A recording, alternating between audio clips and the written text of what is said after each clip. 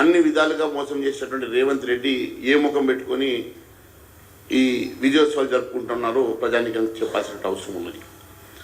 ఒక అసమర్థుడు ఈరోజు రాష్ట్రానికి ముఖ్యమంత్రిగా ప్రమాణ స్వీకారం చేస్తే రాష్ట్రం ఏ రకంగా దివాలా తీస్తుంది, ఏ రకంగా రాష్ట్ర పాలన అస్తవ్యస్తమవుతుందో దానికి రేవంత్ రెడ్డి గారే పెద్ద ఉదాహరణగా చెప్పొచ్చు.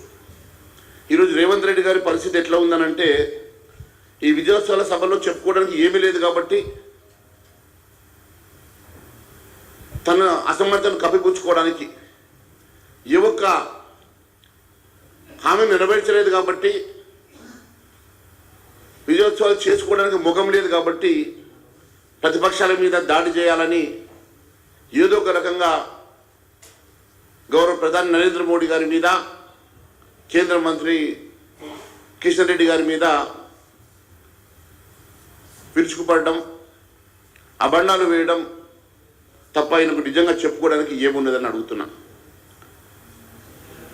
ఈ దేశం కోసం సర్వస్వం త్యాగం చేసి దేశ ప్రజానీకం మూడోసారి ప్రధానమంత్రిగా ఎన్నుకొని ఈరోజు నరేంద్ర మోడీ గారిని ప్రధానమంత్రిగా చూసుకుంటున్నటువంటి ప్రధానమంత్రి గారు దేశం కోసం తన జీవితాన్ని సర్వస్వాన్ని త్యాగం చేసి దేశం కోసమే తను బతుకుతూ ప్రపంచంలో 5వ ఆర్థిక శక్తిగా ఈ భారతదేశాన్ని నిలబెట్టి ఈ భారతదేశాన్ని 3వ ఆర్థిక శక్తిగా నిలబెట్టడానికి అహర్నిశలు కృషి చేస్తున్నటువంటి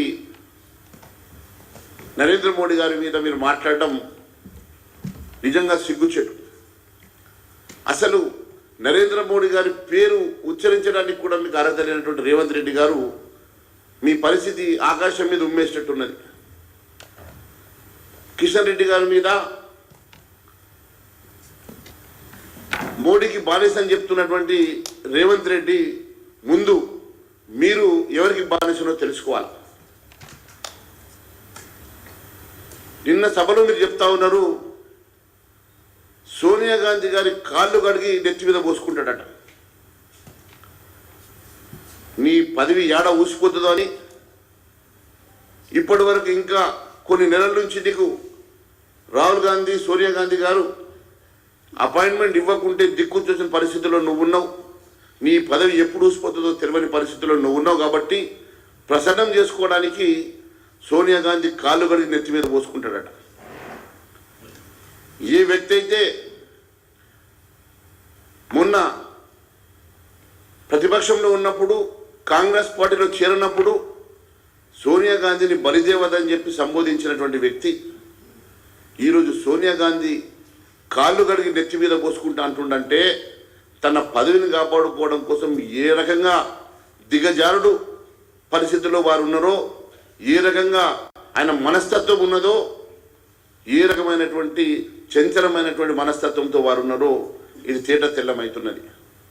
నేను ఒకటే అడుగుతున్నా, రేవంత్ రెడ్డి గారు మీ పదవి కాపాడుకోవడానికి మీరు సోనియా గాంధీ కాళ్ళు కడుక్కుంటారో నెత్తి మీద చల్లుకుంటారో, లేకుంటే రాహుల్ గాంధీ కాళ్ళు కడిగి నెత్తి మీద చల్లుకుంటారో అది మీ ఇష్టం. కానీ మీరు ఖబర్దార్ చెప్తా ఉన్నాం, నరేంద్ర మోడీ గారి గురించి కానీ మా పార్టీ నాయకుల గురించి కానీ మాట్లాడే అర్హత మీకు లేదు. ఇంకొకసారి మీరు మాట్లాడే ముందు ఆలోచించి మాట్లాడాల్సిందిగా మేము తెలియజేస్తా ఉన్నాం. భారతీయ జనతా పార్టీ నాయకులే కాదు, కార్యకర్తలు కూడా దేశభక్తులు. ఈ దేశం కోసం, ఈ రాష్ట్రం కోసం అహర్నిశలు పనిచేసేటువంటి నిజమైనటువంటి దిక్కాసైనటువంటి నిజాయితీపరుడైనటువంటి భారతీయ జనతా పార్టీ నాయకులు. అలాంటి వారి మీద అవినీతిమయంలో కూరుకుపోయినటువంటి రేవంత్ రెడ్డి గారు మాట్లాడితే హాస్యాస్పదంగా ఉంటుందని చెప్పి నేను తెలియజేస్తా ఉన్నాను. అంతేకాదు, ప్రధానమంత్రి గారు ఎప్పుడు కూడా తెలంగాణ విభజన గురించి కాదు, తెలంగాణ విభజన చట్టంలో అప్పటి యూపీఏ ప్రభుత్వం అనాలోచితంగా, ఆలోచన రహితంగా రూపొందించినటువంటి రీఆర్గనైజేషన్ బిల్లు వల్ల 2 రాష్ట్రాలకు నష్టం జరగకుండా మీరు చేసి ఉండాల్సిందన్నారు తప్ప ఎప్పుడు కూడా తెలంగాణ రాష్ట్ర విభజనకు వ్యతిరేకంగా మాట్లాడలేదు. వారు ఆ రోజు భారతీయ జనతా పార్టీ లేకుంటే ఈరోజు తెలంగాణ రాష్ట్రం ఆవిర్భవించేదని అడుగుతున్నా. మీరు నోటికి ఆ రోజు ఈరోజు మీరు కాంగ్రెస్లో లేరు, ఆ రోజు మీరు విభేదించారు, మీరు తెలుగుదేశం పార్టీలో ఉన్నప్పుడు మీరు విభేదించారు.